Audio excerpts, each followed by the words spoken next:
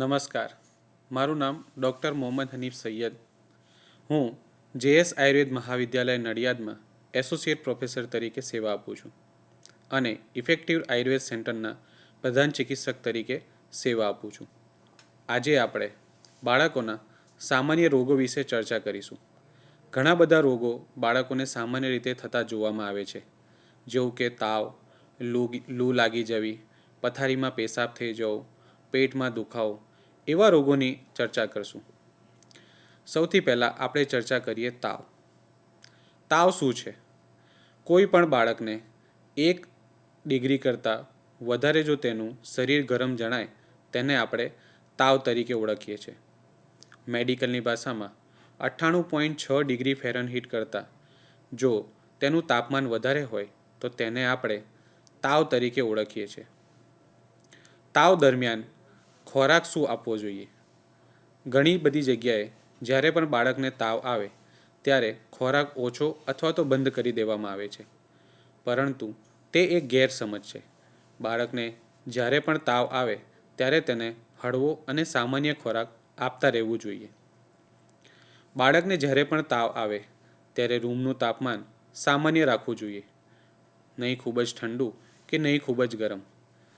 એક ગેરસમજ એવી છે કે બાળકને જ્યારે પણ તાવ આવે ત્યારે રૂમને બંધ કરી અને તેને ગરમ રાખવામાં આવે છે, જે ખૂબ જ ભૂલ ભરેલું છે. બાળકને જે રૂમમાં રાખવામાં આવે તેનું તાપમાન સામાન્ય રહેવું જોઈએ. બીજી એક ગેરસમજ એ છે કે બાળકને જ્યારે પણ તાવ આવે ત્યારે તેને ધાબળું અથવા તો ગરમ કપડું ઓઢાડી અને તેને સૂડાવી દેવામાં આવે છે, જે ખૂબ જ ભૂલ ભરેલું છે. બાળકને જ્યારે પણ તાવ આવે ત્યારે તેને એકમાત્ર ચાદર અથવા તો ચોરસા જેવું કોઈ પણ એક કપડું ઓઢાડી અને તેને સૂડાવવું જોઈએ. બાળકને જ્યારે પણ તાવ આવે ત્યારે ગરમ અથવા બીજા કપડાં કરતાં સુતરાઉ કપડાં પહેરાવવા જોઈએ. ઘણીવાર એવું જોવામાં આવે છે કે તાવ ખૂબ જ વધારે પ્રમાણમાં હોય તો તેની મગજ પર અસર થાય છે, જેને આપણે સાદી ભાષામાં ખેંચ આવવી તે રીતે ઓળખીએ છીએ. બાળકને જ્યારે પણ ખેંચ આવે ત્યારે ગભરાવવું જોઈએ નહીં. ખેંચ આવે ત્યારે શું કરવું જોઈએ? બાળકને જ્યારે પણ ખેંચ આવે ત્યારે તેને સૂડાવી તેનું મુખ ડાબી અથવા જમણી બાજુ રાખી અને ઠંડા પાણીના પોતા રાખવા જોઈએ. સામાન્ય રીતે તાવની દવામાં દવા કરતાં વધારે પોતા રાખવાનું વધારે મહત્ત્વ છે. કોઈ પણ પ્રકારનો તાવ આવે ત્યારે બાળકને નળના પાણીના કે માટલાના પાણીના પોતા રાખવા જોઈએ. પોતા રાખવા એટલે કે એક સાદા કપડાને પાણીમાં પલાળી અને તેને માથાના ભાગે, છાતીના ભાગે, કમરના ભાગે અથવા તો પગના તળિયા અથવા હાથમાં એક કપડું રાખી અને તાવ ઉતરે અને તાપમાન સામાન્ય થાય ત્યાં સુધી તેને રાખવા જોઈએ. અમુક ગેરસમજ જ્યારે પણ તાવ આવે ત્યારે જોવા મળે છે, જેમ કે તાવ આવે ત્યારે માતાનું ધાવણ બંધ કરી દેવામાં આવે છે. નાના બાળકોને જ્યારે પણ તાવ આવે ત્યારે માતાનું ધાવણ બંધ ન કરવું જોઈએ. અને હળવું ભોજન, બાળકને હળવું ભોજન આપવું જોઈએ. બાળક જો ભોજન નહીં લે તો તેનામાં વીકનેસ અને નબળાઈ આવી જશે, જે તાવને મટાડવા કરતાં તેમાં વધારો કરી શકે છે. સામાન્ય ઉપાય તરીકે જ્યારે પણ બાળકને તાવ આવે ત્યારે મોથ, હરડે, લીમડો જેવા કડવા પદાર્થોને બાળકને સેવન કરાવવા જોઈએ, જેથી બાળકનો તાવ મટે છે. બીજો એક મહત્ત્વનો રોગ છે અથવા તો એક કન્ડિશન છે જેને આપણે કહીએ છીએ લૂ. લૂ ક્યારે થાય છે? જ્યારે બાળક ખૂબ જ ગરમીમાં અથવા ખરા તાપમાં બપોરે બહાર જાય અને તેને તાવ અથવા તો બીજા ઘણા પ્રકારના સિમ્ટમ્સ અને લક્ષણો જોવા મળે તેને આપણે લૂ તરીકે ઓળખીએ છીએ. ઘણીવાર એવું જોવામાં આવે છે કે વેકેશન વખતે અથવા તો ભર ઉનાળે બાળક બહાર રમવા માટે જવાની જીદ કરે છે અને પછી લૂથી પીડાય છે. તડકાથી બચવા માટે શું કરવું જોઈએ? જ્યારે પણ બાળક બપોરે બહાર રમવાની જીદ કરે ત્યારે તેને યોગ્ય કપડાં પહેરાવી અથવા તો તેનું માથું ઢાંકી અને પછી જ બહાર મોકલવું જોઈએ. વગેરે જેવા લક્ષણો જોવા મળે તેને આપણે લૂ લાગવી કહીએ છીએ. લૂ લાગવાથી મુખ્ય લક્ષણ તરીકે ઝાડા અને ઉલટી જોવા મળે છે. ઝાડા અને ઉલટી બંનેમાં મુખ્ય રીતે શરીરમાંથી પાણી ખૂબ જ ઓછું થઈ જાય છે. શરીરમાંથી પાણી ઓછું થવું તેનો મતલબ એ છે કે શરીરમાં વીકનેસ આવી, કારણ કે શરીરમાં રહેલા ઘણા બધા પોષક તત્વોને શરીરના છેવાડાના અંગ સુધી પહોંચાડવાનું કામ પાણી દ્વારા થાય છે. અને જો શરીરમાં પાણી ઓછું હોય તો આ કાર્ય બરાબર રીતે ન થઈ શકે, જેથી બાળકમાં વીકનેસ જોવા મળે છે, નબળાઈ જોવા મળે છે અને બાળક જલ્દીથી સાજું થતું નથી. તેથી બાળકને આવા સમયે વધારે માત્રામાં પાણી પીવડાવવું જોઈએ, પરંતુ એ પણ ધ્યાન રાખવું કે પાણી ક્યારે ન પીવડાવવું જોઈએ. પાણી જ્યારે પણ બાળકને ભૂખ ન લાગતી હોય, એટલે કે બાળક તમને એવી શિકાયત કરે કે મને ભૂખ નથી લાગતી, જમવાના સમયે પણ તે તમારી સાથે જમવા ન બેસે અને કહે કે મને ભૂખ નથી, આવા સમયે પણ બાળકને પાણી ઓછું પીવડાવવું જોઈએ. બાળક જ્યારે તમને એવું કહે કે મારા પેટમાં વાયુનો ગોળો અથવા તો ગેસ થયેલ છે, ત્યારે પણ તેને પાણી ઓછું અથવા નહિવત પીવડાવવું જોઈએ, કારણ કે તે આ રોગમાં વધારો કરે છે. બાળકને જ્યારે પાંડુ એટલે કે શરીરમાં લોહીની અછત હોય, ઓછા પ્રમાણમાં લોહી હોય, ત્યારે પણ પાણી માત્રાસર એને આપવું જોઈએ. બાળકના શરીર પર કોઈ બી જગ્યાએ તમને સોજા જોવા મળે ત્યારે પણ તેને માત્રાસર પાણી આપવું જોઈએ. પાણી ઋતુ અનુસાર અને ભોજન અનુસાર બદલાતું રહેતું હોય છે. જેમ કે ઋતુ અનુસાર ઉનાળામાં જ્યારે પણ વ્યક્તિ બહાર નીકળે અથવા ગરમીના કારણે તેનામાં પાણીની અછત જોવા મળે છે, તેથી તે સમય દરમિયાન પાણી વધારે પ્રમાણમાં અને વારે વારે પીવું જોઈએ. ભોજન વખતે પણ પાણી પીવામાં ખૂબ જ ધ્યાન રાખવું જોઈએ. જેમ કે ભોજનની પહેલાં અગર પાણી પી લેવામાં આવે તો ભૂખ ઓછી થઈ જાય છે અને જમવાનું બરાબર પાચન થતું નથી. તેના માટે પાણીને યોગ્ય સમયસર અને જમવાની સાથે થોડું થોડું લેવું વધારે હિતાવહ છે. બીજો એક મુખ્ય અને ગંભીર પ્રશ્ન છે અને આજના સમયમાં જે બાળકોમાં ખાસ કરીને જોવા મળે છે તે છે ઝાડાપણું એટલે કે મેદસ્વીતા, જેને પાશ્ચાત્ય સંસ્કૃતિમાં ચાઇલ્ડ ઓબેસિટી તરીકે પણ ઓળખવામાં આવે છે, જે હાલના સમયનો ખૂબ જ ગંભીર પ્રશ્ન છે. શા માટે ગંભીર પ્રશ્ન છે? કારણ કે ઝાડાપણાવાળા કોઈપણ બાળકની અંદર ભવિષ્યમાં ડાયાબિટીસ, હૃદયના રોગો અને બીજા ઘણી બીમારીઓ જોવામાં આવે છે. જેમ કે તેવા બાળકોને ઊંઘમાં પણ તકલીફ હોય છે. તેનું કારણ શું છે? નાના બાળકોમાં આટલી બધી મેદસ્વીતા અથવા તો ઝાડાપણું શા માટે જોવા મળે છે? કારણ કે આપણે ત્યાં એક ગેરસમજ છે કે બાળકને જેમ વધુ ખવડાવવામાં આવે તેમ તે વધારે હૃષ્ટપુષ્ટ અને સારી રીતના કાર્યક્ષમ બને છે, પરંતુ તે ભૂલ ભરેલું છે. આ ગેરસમજના કારણે આપણે બાળકોને ખૂબ જ વધારે પ્રમાણમાં ભોજન આપીએ છીએ. ખૂબ જ વધારે પ્રમાણમાં ગળ્યું, સુગર, બજારની વાનગીઓ, ચોકલેટ આવી બધી વસ્તુઓ આપતા હોઈએ છીએ, જે ખૂબ જ ભૂલ ભરેલું છે. આજના સમયના અને મોબાઈલના યુગમાં બહારની રમતોનો ક્રેઝ એટલે કે બહાર રમવા જતા બાળકો ખૂબ જ ઓછા થઈ ગયા છે. તેથી તે ઘરમાં જ બેસી રહે છે અને મોબાઈલમાં અને ટીવીમાં ગેમ રમ્યા કરે છે. તે પણ એનું એક મુખ્ય કારણ છે. આજકાલના બાળકો રાત્રિ જાગરણ કરે છે અને ઊંઘ બરાબર લેતા નથી. તેનું પણ એક મુખ્ય કારણ છે જેથી તેનામાં મેદસ્વીતા જોવા મળે છે. બાળકોની અંદર મેદસ્વીતાનું મુખ્ય એક કારણ આપણા ઘરનું વાતાવરણ પણ છે. જેમ ઘરમાં બીજા લોકો પણ જે પ્રમાણે વર્તન કરતા હોય અને આહાર વિહારનું સેવન કરતા હોય, તેની અસર પણ બાળકના સ્વાસ્થ્ય પર જોવામાં આવે છે. જેમ કે ઘણી બધી ફેમિલીની આદતમાં એવું જોવામાં આવે છે કે તેઓ પોતે પણ બહારના ભોજનને પ્રધાનતા આપે છે. રોજ રોજ બહારથી કંઈ ને કંઈ ખાવાનું લઈને આવે છે, જે બાળકોના સ્વાસ્થ્ય પર એક ઊંડી અસર કરે છે.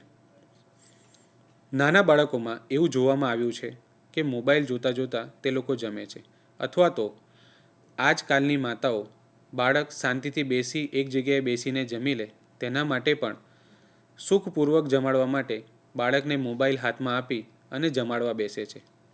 આ સમય દરમિયાન માતાને અને બાળકને ખ્યાલ જ નથી રહેતો કે બાળક કેટલું જમે છે અને તેને કેટલું જમાડવું જોઈએ. તેના કારણે બાળક અને માતા બંનેમાં જે છે મેદસ્વીતા અને જાડાપણું જોવા મળે છે. આ દરમિયાનમાં બાળક શું ખાય છે અને કેટલું ખાય છે તેનો ખ્યાલ રહેતો નથી. આજકાલ બાળકને માતાનું ધાવણ આપવાની જગ્યાએ બજારમાંથી પાવડરવાળું દૂધ આપવામાં આવે છે. આ પાવડરવાળું દૂધ પણ બાળકની મેદસ્વીતાનું એક મુખ્ય કારણ છે. આ દરમિયાનમાં શું કરવું જોઈએ? જ્યારે પણ તમને એવું જણાય કે તમારું બાળક અથવા કોઈ પણ બાળક મેદસ્વીતા અથવા તો ઝાડાપણાના રોગથી પીડાય છે, ત્યારે તમારે શું કરવું જોઈએ? સૌથી પહેલાં તેના ભોજન પર ખાસ ધ્યાન આપવું જોઈએ. બાળકને ઘરનું ભોજન આપવું જોઈએ, હેલ્ધી ડાયટ આપવું જોઈએ. બાળકને જે પણ ખાવું હોય તે ઘરે બનાવીને આપવું જોઈએ. બાળકને રમત અથવા કાર્ય વધારવા માટે પ્રોત્સાહિત કરવું જોઈએ. બાળકને ઘરની બહારની રમતો રમવા માટે પ્રોત્સાહિત કરવું જોઈએ. જો બાળક તેમાં પ્રોત્સાહિત ન થાય તો માતા પિતાએ પણ તેમાં સાથે જોડાવવું જોઈએ. બાળકની ઊંઘ બરાબર કરવી જોઈએ અને નવજાતને માત્ર માતાનું ધાવણ જ આપવું જોઈએ. બાળક બરાબર રાત્રે સૂઈ જાય છે કે નહીં તેનું પણ ખાસ ધ્યાન રાખવું જોઈએ. બીજો એક મુખ્ય આજનો પ્રશ્ન છે કે પથારીમાં પેશાબ, એટલે કે બાળક પથારીમાં જ પેશાબ કરી દે છે, જેના કારણે વાલી મિત્રોને ખૂબ જ શર્મિંદગી અને ઓછાપણું આવવા લાગે છે. પરંતુ આપણે એ સમજવાની જરૂર છે કે બાળક જ્યારે ગર્ભમાં હોય ત્યારથી જ ઝાડા પેશાબની પ્રક્રિયા તેની શરૂ થઈ જાય છે. તેના અંગ ઉપાંગો એ મુજબ બનવા લાગે છે.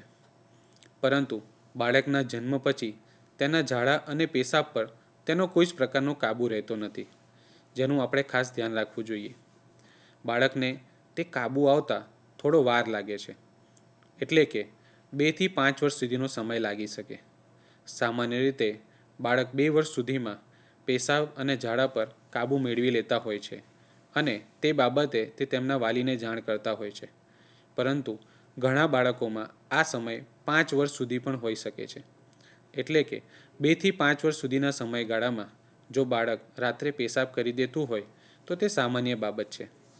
પરંતુ 5 વર્ષ બાદ પણ બાળકમાં આ તકલીફ જણાય તો તેને કુદરતી ન સમજવી જોઈએ અને ડૉક્ટર પાસે લઈ જઈ અને તેની ચિકિત્સા કરાવવી જોઈએ, જેને મેડિકલ્સની ભાષામાં નોક્ટર્નલ એન્યુરેસિસ કહેવાય. તેના 2 તબક્કા છે. જેમ વાત કરી તેમ પ્રાથમિક તબક્કો અને દ્વિતીયક તબક્કો. પ્રાથમિક તબક્કામાં 2 વર્ષ સુધી બાળક પોતે પેશાબ અને ઝાડા પર કાબૂ મેળવી લે છે અને દ્વિતીય તબક્કામાં 2 થી 5 વર્ષ સુધી તેનો કાબૂ મેળવાય છે. બાળકને વધુ પેશાબ થવો અથવા તો રાત્રે પેશાબ થઈ જવાના ઘણા બધા કારણો છે. તેમાંનું એક કારણ એ છે કે ઘણા બધા બાળકો નાની ઉંમરમાં ડાયાબિટીસથી પીડાતા હોય છે. બાળકમાં કરમિયા પણ જોવા મળતા હોય છે. એ કરમિયાના કારણે પણ ઘણા બધા બાળકો રાત્રે પથારીમાં પેશાબ કરી દે છે. અથવા તો પેશાબ વહન કરવાવાળા માર્ગનો અગર ચેપ લાગે તો પણ બાળક રાત્રે પથારીમાં પેશાબ કરી દે છે. સૌથી મુખ્ય બાબત રાત્રે પેશાબ કરી જવામાં બાળકની માનસિક સ્થિતિ પણ છે. ખૂબ જ લાડમાં ઉછરેલા બાળકો આનો મુખ્ય શિકાર બનતા હોય છે. માતા પિતા કે શિક્ષકના કારણે પણ બાળક રાત્રે પથારીમાં પેશાબ કરી દે છે. કેવી રીતે? ઘણી બધી જગ્યાએ અથવા ઘણા બધા વાલી મિત્રો અને શિક્ષકો એવા જોવામાં આવે છે કે તેઓ ડર ઉત્પન્ન કરે છે. કોઈ પણ બાબતે બાળકને ડરાવી અને ધમકાવીને રાખે છે, જેના કારણે અને તેના ડરના કારણે બાળકો રાત્રે પથારીમાં પેશાબ કરી દે છે અને તેની ગભરાહટના કારણે તે રાત્રે પથારીમાં પેશાબ કરી દે છે. તેનો ઉપાય શું છે? રાત્રે પથારીમાં પેશાબ કરી જવા માટે કોઈપણ પ્રકારની દવા અથવા તો કોઈપણ પ્રકારની ચિકિત્સા કરતાં સૌથી મહત્ત્વની ચિકિત્સા તેમાં બિહેવિયરલ થેરાપી છે, એટલે કે વ્યવહારિક વર્તણૂક. જે બાળકો વધારે પ્રમાણે લાડ ઉછેરમાં થયા હોય તેમને લાડ ઓછો કરવો જોઈએ.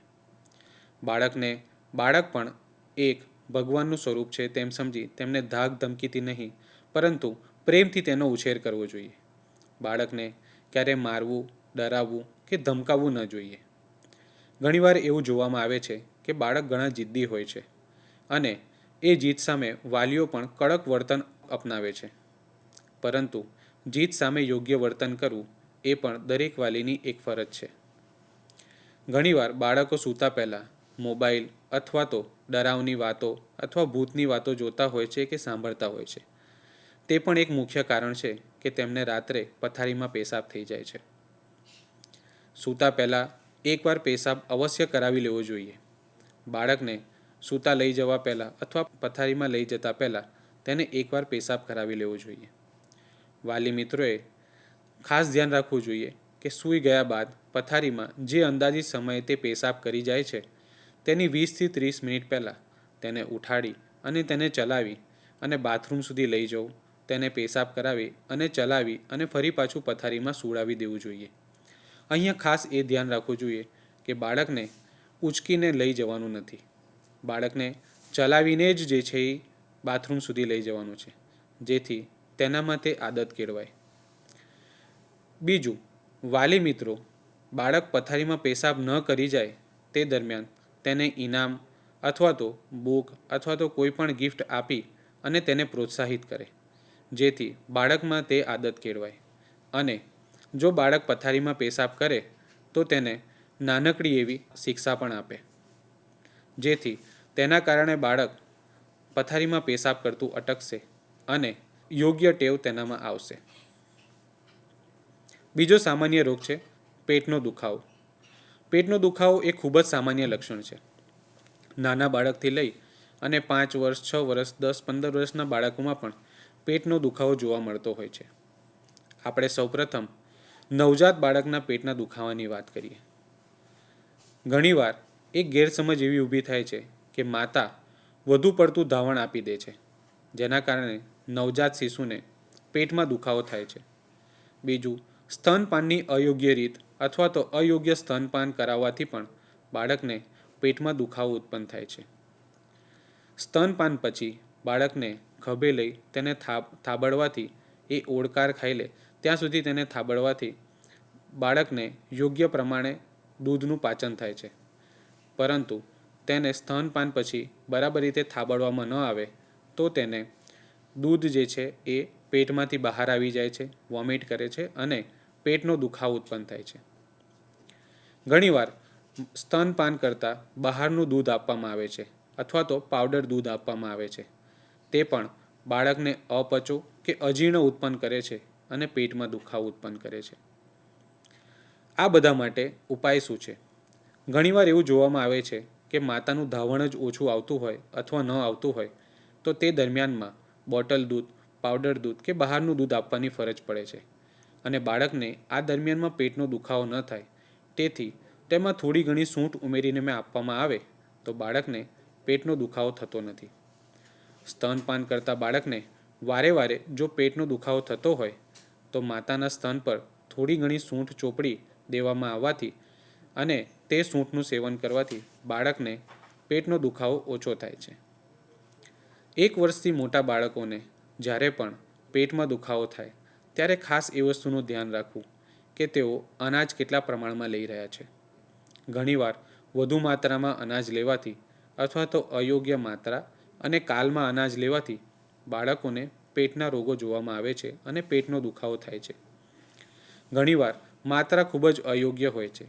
સવારે નાસ્તામાં, બપોરે જમવામાં અને રાતના જમવામાં ખૂબ જ વધુ પ્રમાણમાં અનાજ અને અયોગ્ય અનાજ જવા દેવામાં આવે તો તેને પેટનો દુખાવો થાય છે.